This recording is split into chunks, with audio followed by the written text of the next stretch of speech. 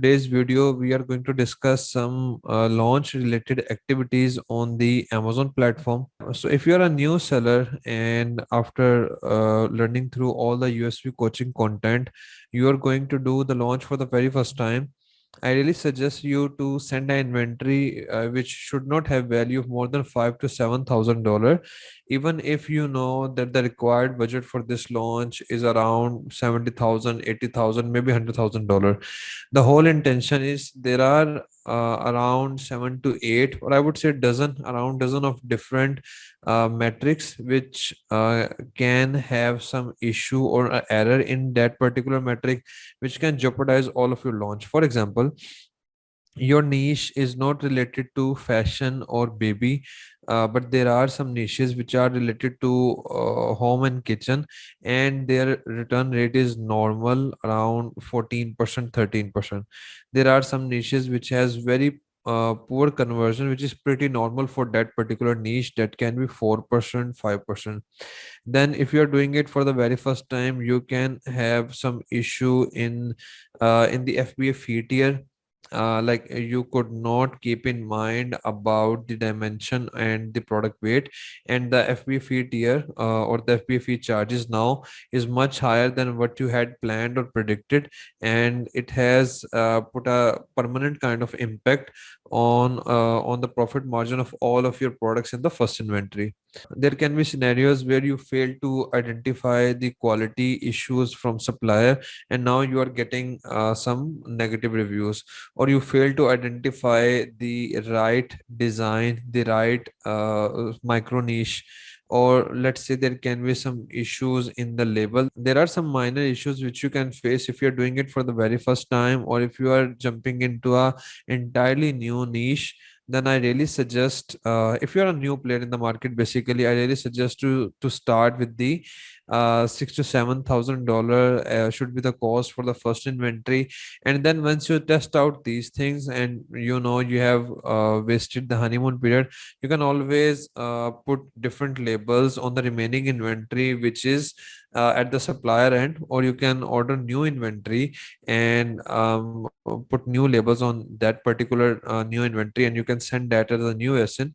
So you can always avail the honeymoon period. It's not about honeymoon period, but the cost is much more higher, and the damage is much more grave if you kind of you have ordered around 50 60,000 dollars of inventory, and due to any small mistake which I've just mentioned recently, due to any such kind of mistake, your whole inventory or your whole amount is stuck. Now because of this small issue, all of your launch plan is kind of failed. So if you're a new player in the market, I really suggest you to start low. It's more like testing the market, testing the niche, testing whatever you have, whatever working basically you have done. And once you see some positive results, then after that you can go aggressive. You can order like inventory, good amount of inventory, and go full throttle for the launch part. So if you are going with the around $5,000 to $7,000 worth of inventory, I would suggest you to check the conversion of your niche, to check the return ratio of your niche. Go and sign up for the wine program and see the quality of your product, see the number reviews, what people are saying in the reviews about your product quality. Then at the fourth number, see the ranking capability of your product. For that, you need to identify a long tail or maybe mid tail design specific keyword, which should not have search volume more than 2 3,000, and you should aim to go aggressive on that particular keyword and see how good your product is in terms of ranking capability. And you should also check out your cost per order acquisition via PPC, so you can have an idea if the PPC is too much competitive for your particular niche, or if you can survive through that niche. So you can have an idea of the market, you can make yourself prepared. Maybe as like the scenario is, regarding the cost per acquisition in the market. If you pick up an other design which has selling price around $70, and this design had selling price around $30, if you pick up that $70 selling price, now every math is going to make sense for you, and it would be very easy for you to survive into that particular market. So it kind of helps you to change the pivot, change the small pivot if you want to get successful. But let's say if you had launched this $30 worth of product, maybe you launch with an inventory for around 50, 60,000, it would be very hard for you to change or to take the pivot, change the pivot basically. So if you're a new player in the market, I really suggest you to go with this approach. This really makes things easier, and this really makes Amazon business viable for a beginner or for a newcomer after learning all the things which we are sharing in the Upskill Valley coaching, and then going not going in a full throttle way, not going with the aggressive heavy amount of inventory, but going with the testing mindset, check out the scenario, check out things, and then go full throttle after that. It's more like the beta testing concept, like you have seen the app developers or even the product developers. They test out the product in the market. This is kind of same scenario. After you have done all the social listening, the validation, the development work, and all the you have figured out all the marketing part and the product pricing part and all of the stuff. Then after that, like the software people do that, the beta testing stuff, they launch their apps in the beta phase. You can go with the smaller inventory, check out market response, check out you need to put a small amount of your investment on stake, and check out all the parameters, like from the marketing perspective, from the market acceptability of your particular design, your quality, and all those technical stuff like FBFE, labeling, etc., etc. So after you are done with all this, you can definitely go full throttle in the market. Another advice which I would have for you guys is, once you do the launch, you should do around 20, 30 giveaways, just to keep it on the safe side, because sometimes it happens that in the very beginning, even though your product quality is still fine, but due to one or two faulty samples or one or two faulty products out of all the inventory, you get some one-star reviews at the very beginning. It kind of really jeopardize all the launch process. And because you're not aware of all that at the very beginning, because you're not expecting any hijacker attack or any such kind of stuff, and it is a bad incident which just happened with you, so for you to arrange the five-star review or such kind of stuff, it kind of takes out all the time of the honeymoon period. So I usually suggest to do around 20, 30 giveaways, and don't take any review from those people. But let's say if you get any such kind of negative attack from any competitor, maybe, or due to any faulty sample which missed the inspection process and all the quality assurance process, then you can always compensate this quickly, very quickly, because you have already done the giveaway part. So, and it has been around 1, 2 weeks for them after purchasing the product, for all the giveaway guys. So you can request maybe 1, 2, 3 of your colleague or any of the professional service provider to give 2, 3, 4 giveaways for your listing, so you can kind of jump back onto the listing, instead of recalling all the inventory, wasting your honeymoon period, and then launch up with the new inventory, because just you got 2, 3 initial one-star reviews which jeopardize all of your launch. So you it's kind of a precautionary measure which you can do, and it really helps you to grow into the market. Now here we are going to discuss some insights, like which components do have impact on product ranking, and how we can utilize that insight to save some budget during our product launch process. So Amazon does acknowledge the existence of honeymoon period. According to Amazon, there are three components which have an impact of your product's ranking on a particular keyword. So the first one is click, second one is add to cart, third one is purchases. Now these three are the events which Amazon algorithm does identify, does recognize, and due to these three components, Amazon do reward the ranking for your product. Now, I do agree that CTR and click-through rate and the conversion rate is also very important.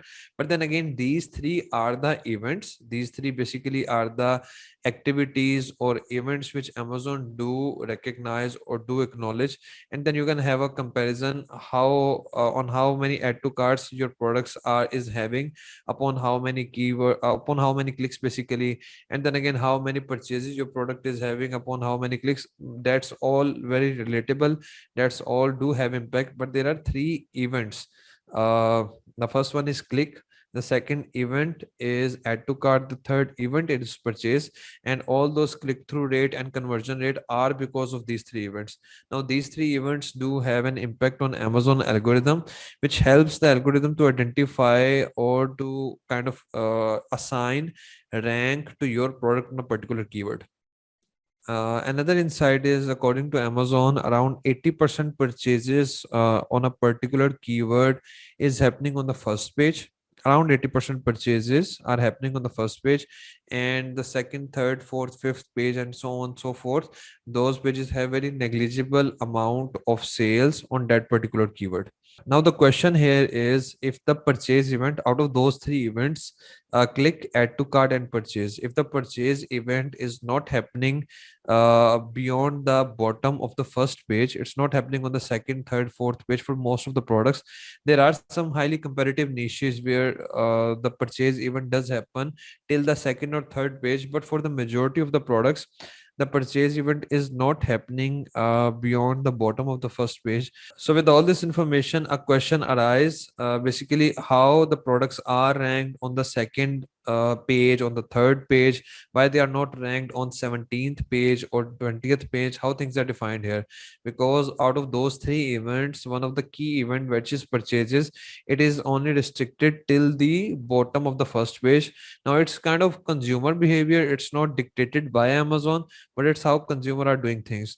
So how the ranking of a product is defined, that this product is going to stay on the middle of second page instead of the 17th page or instead of 15th page. According to the Amazon data, we are left with only two events, or we are left with only two metrics. One is click and second is add to cart.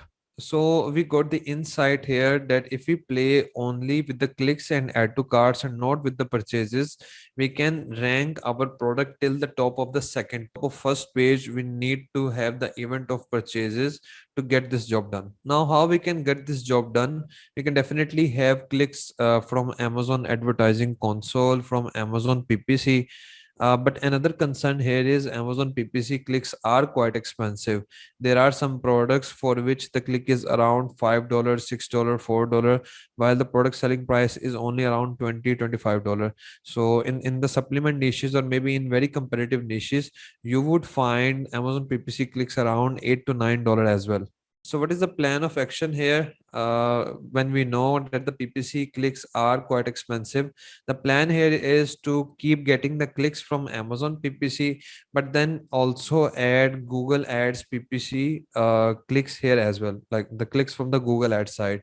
Now the issue is, we know that the conversion from Google Ads is very poor as compared to the conversion from Amazon PPC. So even though if the click on Google Ads can be around 80 cents or maybe $1 or maybe 50 cents, but then again the conversion is only 2% in contrast to Amazon PPC conversion, which can be pretty great, pretty awesome, which can be up to 20 to 25% in most niches. So the CPA is going to be down in case of Amazon PPC as compared to Google Ads. But the catch here is, to rank till the top of second page, we don't need conversions, we don't need purchases, so we are not concerned about the conversion rate in this particular scenario here. And if we add Google ad clicks, those clicks are pretty much cheaper. You can get a Google click on maybe around 50 cents, 40 cents, 30 cents, and usually around 70, 80 cents as compared to the expensive clicks from Amazon PPC. And it's going to cut down your cost to bring the product from 306 plus ranking, like it shows up on the Helium 10, till the top of the second page. Because you are, let's say, if you do it only with the help of Amazon PPC, that is, you can get this job done, but that is an expensive option. And if you mix it up with the Google Ads, that's going to cut down the cost, like for the complete journey which you require from bringing the product from no rank till the top of the second page. We can also utilize Facebook ads or maybe Pinterest ads here as well. But in my opinion, the impact of Google ads is higher because of its keyword based intent as compared to the Facebook side. So for the Google ads, we need to set up the headline search ads, and we are going to put around 20 to 30% discount coupon on our listing. And we are supposed to mention that discount coupon on our Google search as headline. And the content of our headline is going to be you can say around 30% discount coupon for stress ball, and then it has the that straight line which is prohibited to use in the Amazon title by Amazon, but you can, it's totally fine to use that in Google. And then you can add the keyword for your product, and then at the as the third component of the headline search ad, you can kind of add the call to action, which can be the add to cart the product, something like that. Because if the customer does the add to cart stuff, it's really going to give you more reward, as we have learned that after clicks, like before, more than clicks, the powerful event is add to cart, and more than add to cart, the powerful event is purchases. So we can have these three components: 30% discount on let's say the product stress ball, and then we can talk to them about directly add to cart or add to cart the product, so that can be the call to action. Before jumping on how we can set up the Google headline search ads, let's discuss about how we are going to set up the Amazon PPC ads. Now, in this particular case, we need to target only top two, three main keywords. And let's say if the bid of your main keyword, suggested bid of the main keyword is around $3, what we are going to do is we are going to put the bid as $0.3, 10 times less than the suggested bid. And then we are going to put 900% placement for the top of search placement. That's how we are planning to get clicks only on the top of search placement, and we don't want to get any click on the product pages or the rest of search, because only the top of search placement is going to help us to improve the ranks of our product. So that's quite simple for Amazon PPC. And let's say if you're not getting traction, if you're not getting impressions and clicks by this approach, we need to increase the bid. We already have the 900% top of search placement. So from 0.3, we may take it to 0.35, then again 0.38, then again 0.4. Now 0.4 means around, if the suggested bid was $3, we are willing to bid up to $4.